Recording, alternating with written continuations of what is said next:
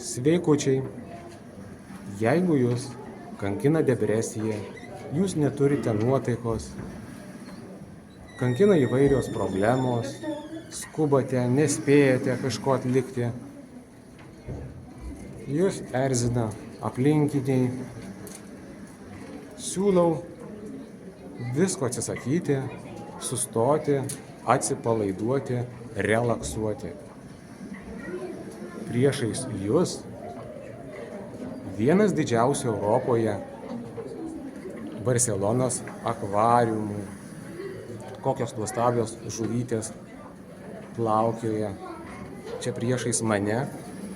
Didesnis yra tik San Remo, esantis Prancūzijoje, savo talpa ir eksponatų skaičiumi.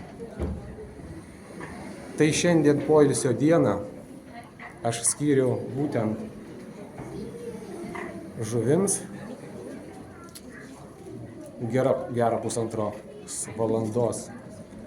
Teko atvykti nuo Magrata de Mar miestelio į sostinę Barseloną miestą.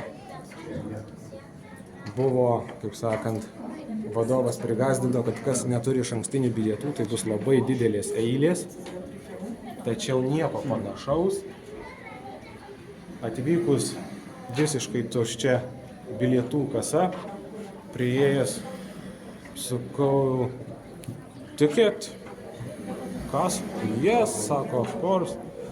Žodžiu, labai greit pavyko įsigyti bilietus.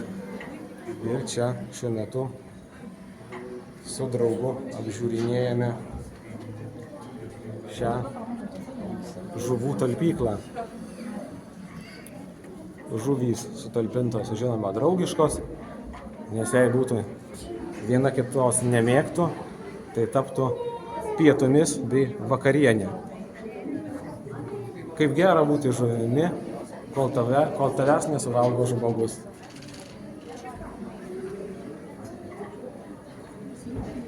Jo, čia tai relaksas.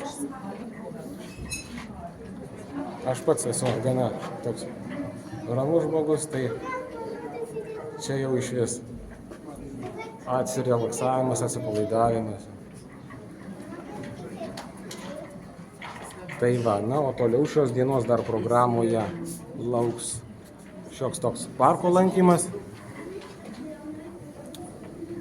Norėtųsi dar kažkur kažkaip nuvykti, bet laikas labai spaudžia, nes vėlgi reikės iki vakaro grįžti iki savo Magrata de Mar miestelio ir susikrauti daiktus. Kadangi rytoj mes jau pradėsime judėti link savo namų. Dar mes lankysime Strasbūro miestą bei plaukiosime ten užsakytų laiveliu.